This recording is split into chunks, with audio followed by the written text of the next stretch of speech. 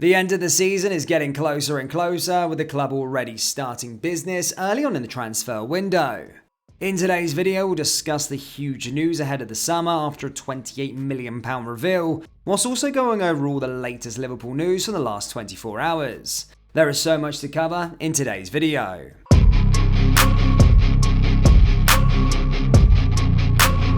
And hello everybody, welcome back to the channel guys. Before we do get into today's video, as always, please do smash that like button and subscribe to the channel for daily Liverpool content. Liverpool captain Jurgen has acknowledged how much of a huge loss to the club the departures of James Milner and Roberto Firmino will be. The pair, whose signings in the summer of 2015 predate the arrival of the current manager Jurgen Klopp by a few months, have played an integral role in their recent success. Both will depart when their contracts expire at the end of the season as Champions League and Premier League winners, but Henderson believes their importance extends beyond just on the pitch. On Milner's contribution, the England midfielder told the PA news agency, "A tremendous amount of value to the team. I think the manager said it perfectly in that we wouldn't have achieved anything without Millie. He's such a big character and such a big leader within the side. It will definitely be strange not seeing him at Liverpool next season. He's been incredible ever since he came to the club. He helped me a lot and other players around him and is probably taken for granted a little bit as a player from the outside, but from the inside he has got so much respect from all the players and all of the staff, and we wish him all the very best in whatever his next chapter looks like." Firmino, who has returned to training this week after missing 6 matches with a muscle problem, is due a particularly emotional farewell in Liverpool's final home match of the season against Aston Villa on Saturday. The much-loved Brazil international travelled with the squad for Monday's win over Leicester, and the away fans dedicated more than 10 minutes of the second half singing about him. Henderson said, "He will be a huge miss also. The good energy he gives to the team is always a positive, he's always in a good mood and smiling, but his quality on the pitch is unbelievable. Thankfully he's coming back in training and hopefully he can be ready, if not at the weekend, then maybe the last game of the campaign. But you have to see the reception he got on Monday from the fans, and rightfully so. I am sure that will be the case again on Saturday." Just a quick one guys, we do have Liverpool t-shirts available on our website, so do browse the collection by going to copyclothing.com or going down into the link in the description. We also offer free UK shipping on all orders. Let's get back into the video. Liverpool have already freed up over £500,000 per week in wages ahead of the summer transfer window, with 5 players seeing their contracts expire. That equates to just short of £28 million a year. It is set to be a big summer for Jurgen Klopp, with a host of key names departing and at least 3 high-profile signings expected. To fund the moves for the likes of Alexis McAllister, Mason Mount and Ryan Gravenberch, Liverpool are likely to be required to offer sizable contracts. Much may depend on whether or not we qualify for the Champions League, with progress to Europe's top-tier tournament earning a significant payday. But Liverpool have already freed up a large portion of our wage bill, with the departures of Roberto Firmino, Naby Keita, Alex Oxlade-Chamberlain, James Milner and Arthur. On Wednesday, the club officially confirmed Firmino, Keita, Oxlade-Chamberlain and Milner will depart at the expiry of their contracts. Meanwhile, Arthur's loan deal will be terminated at the end of the season, with Liverpool not activating their £32.3 million option to buy. According to information from Sportag, the departures of Firmino, £180,000 per week, Keita, £120,000 per week, Oxlade-Chamberlain, £120,000 a week, and Milner, £60,000 a week, will free up £500,000 per week in wages. Meanwhile, Arthur is claimed to be earning £110,000 a week at Juventus, with reports around the time of his loan that Liverpool would be paying 50% of that. That would see £535,000 a week removed from the wage bill as of this summer, while there is still a chance that Adrian, who is claimed to earn £58,000 per week, also departs on a free transfer.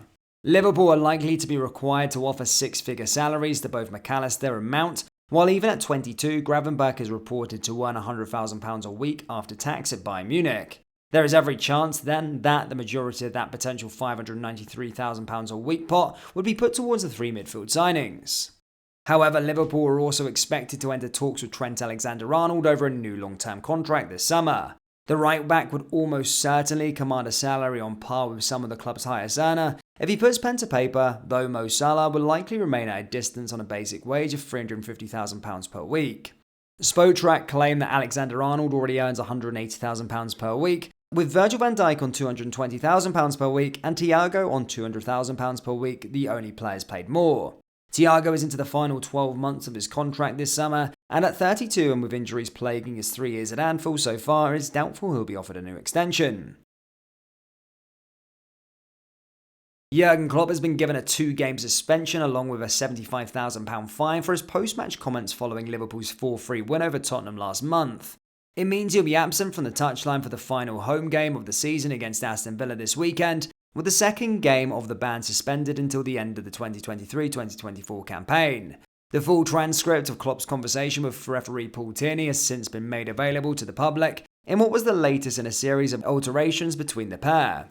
Klopp later apologised for his behaviour on the sidelines in a letter expressing his regret for the manner of the situation unfolded. He said, "I want to start this submission with the most important sentiment I must express. I am sorry. I am sorry for my reaction in that immediate moment when I ran towards the fourth official. Mr. Brooks and I fully accept a caution was justified. I accepted then and I accept now that a yellow card was correct. Equally, I'm sorry for some of my tone and content of my post-match interviews. Although it was not my intention, I accept now it appears I was questioning Mr. Tierney's integrity. I take ownership of this. On reflection, the words I used were inappropriate. Both of these incidents were driven by emotion. I was overly emotional at some of the decisions made, which then led to frustration and a feeling of unfairness. I carried that emotion into the mandated and time-sensitive post-match press commitments. I do ask that you take a look at my comments I made in the following context. We are, as managers, contractually required to make ourselves available in a timely fashion. This doesn't readily allow for more of a measured approach. Also, English is not my primary language, and at times what I mean to say and how I say can conflict. For the avoidance of doubt, I was trying to express how I felt whilst dealing with the frustrations I was feeling around a number of decisions made during the game. It was about feelings and emotions. To be absolutely clear, I know that Mr. Tierney, along with all the other officials, do their work without any preconceived bias or prejudice. Although not an excuse, I believe we have made up a high percentage of Mr. Tierney's matches this season, something in the region of 20% of matches he has officiated and have involved my team. I do not offer this as a defence, rather it is an observation and could be a reason for both the build-up of frustration governed by an inadvertent accumulation of incidents over an extended period. Hopefully you saw in my very next press conference on Tuesday 2nd of May 2023, I sought to clarify and correct any wrong conclusions drawn from the words I used in the interview on Sky Sports, which took place a matter of minutes so tumultuous a highly dramatic game ended. Aston Villa's visit will be the second occasion Klopp has been forced to watch on away from the dugout, having received similar punishment ahead of the victory over Southampton back in November. The manager will be allowed to come onto the field of play after the final whistle, as he bids an Anfield farewell to at least 4 of his senior players who will depart the club on free transfers this summer. Liverpool fans, what do you make of the summer transfer window, and how many players do you reckon we need to sign to challenge for the title next season? Do let me know your thoughts down there in the comment section below. That brings us to the end of today's video. Please do smash that like button and subscribe to the channel for daily Liverpool content. Remember, we do have Liverpool t-shirts available on our website, so do browse the collection by going down into the link in the description or going to combatclothing.com. Thank you, and I'll see you all next time. Take care. Peace.